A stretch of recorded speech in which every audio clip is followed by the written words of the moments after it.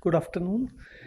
I will just conduct the session where we will be discussing about the problems or areas of concern for industry. Decarbonization is going to impact the RMC or overall the building and construction industry. So I'll now request Dr. Amit Chatterjee, who is Chief Technology Officer for Vedanta Aluminium, to discuss about the areas where aluminium industry is working and their challenges and how you feel that we will be collectively able to solve or mitigate these challenges. So Amit. Thank you, Dr. Vilas and Dr. Nimisha, for inviting me to be part of this workshop. Very recently, what we have seen, there is a tremendous awareness among the industry and the academia on the concept of the circular economy.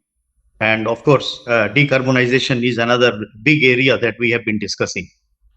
Decarbonization for the aluminium industry, we have been looking at this particular aspect in alignment with the government initiative and target of setting it 2070 as the zero carbon emission year. What we notice here that aluminium today, primary aluminium manufacturer are producing almost 16.6 tons of carbon dioxide per ton of aluminium.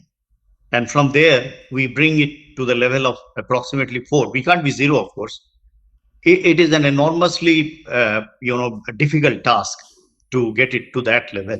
And not a single process and technology, in my opinion, will be able to address this problem.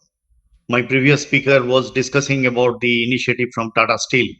Actually, what we consider here that it will be a combination of different process, and the one which is going to play a significant role there is the use of the renewable energy sources that will occupy a significant percentage of this reduction. Approximately 50% reduction will probably come from there.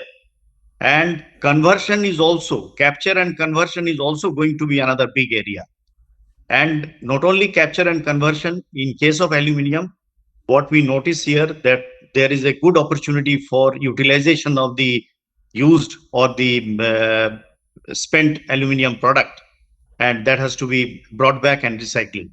So a combination of all this process will probably make it practical to make a target of approximately 4 ton of carbon dioxide emission by the year 2050 to 70, somewhere during that time. The big challenge of the conversion, capture and conversion, what I have seen, the cost of that is very high. And there are industry like us, where even if we capture the carbon dioxide after proper SOx and NOx arrangement, elimination of that, the captured carbon dioxide does not have any application. Then what do we do with that? So there will always be technological demand for those processes wherein we convert the carbon dioxide being captured into a product which is sellable or which is going to find an outlet from the captured point, from the point of capture. And there comes the challenge, actually. So therefore, conversion of carbon dioxide to methanol or even formic acid are the options which we have looked at. And the conversion costs are extremely high. There are technologies which are quite matured for conversion of carbon dioxide to methanol.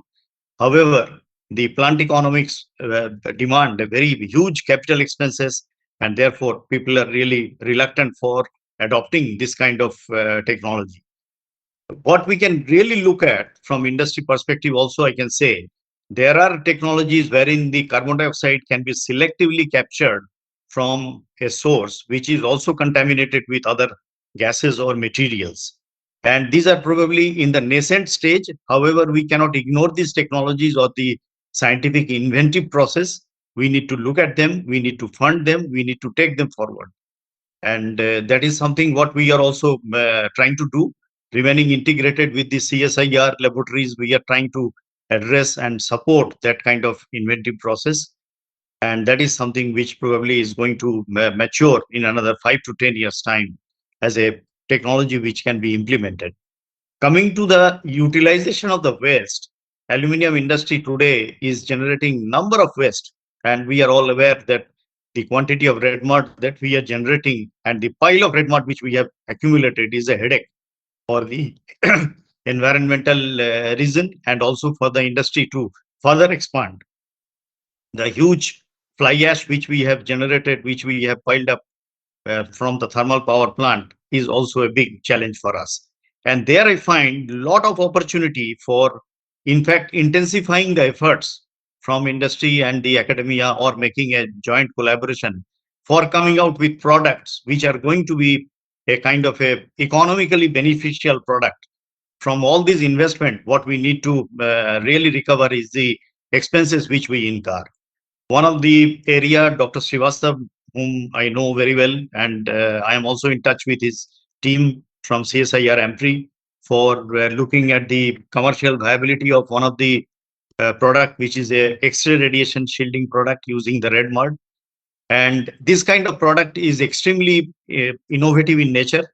However, the commercial application, the precise market or the segment where they will go, is something which we need to have a good research. And also we need to look at the economics of manufacturing this particular product. There is one observation from my side: when we talk about this kind of innovative product, the standards which are required in order to go to market and tell them, here is a product which you must use. So that kind of standard from the national perspective is one which we require. In this case, what we have observed in our market evaluation, that kind of standard at the moment in the diagnostic center or in the hospital is not present, wherein it is compulsory to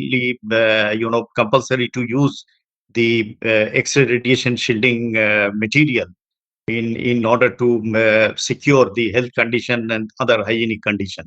So therefore, combination of everything is extremely important. This is the message I'm trying to convey. Other waste which we are generating, the spent pot liner and the short blast dust which is generated from the spent anode, they contain huge amount of carbon, and they also contain some hazardous material. There has to be a matured process by which we can recover the valuables from there, and we can also detoxify the material before any processing or application as per the pollution control norms.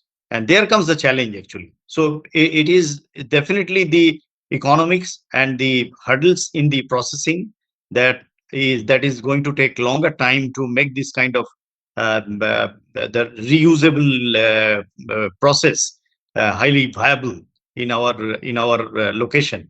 And circular economy is one wherein the circularity will be possible only when we break those hurdles. And breaking those hurdles will require a lot of inventive process in order to bring the right kind of economic perspective in the process. So what I believe, I saw the presentation from DST. There are different financing schemes for the different research project at different level. This is a unique thing. We should all need to look at those opportunities, and we should utilize the different schemes which are available today in order to take our individual projects forward. We should also make kind of effort which can be a joint effort, the related industry with the academic institution, with the startups, to make a complete ecosystem wherein we can address the challenges which is common for all and take the country forward, take our industry forward.